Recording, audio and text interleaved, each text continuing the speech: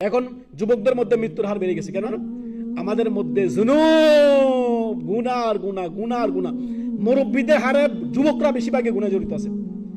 100 যুবকের মধ্যে আপনি কি করেন? আপনার জরিপ লাগিয়ে দেখেন। এই মোবাইল ডিভাইস, এই যে মোবাইল আমাদের কাছে আছে, প্রত্যেকের হাতে হাতে পকেটে আছে। এক একটা মোবাইল এক একটা পাপের কারখানা। ইল্লা মান রাহিমা রাব্বি, আল্লাহ যাকে হেফাজত করবে সে ব্যতীত।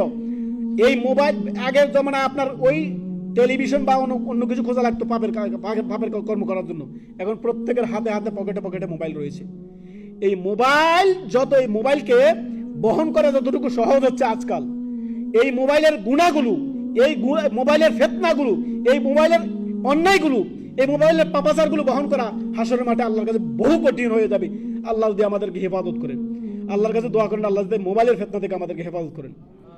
কেননা নিজে যদি দিন শেষে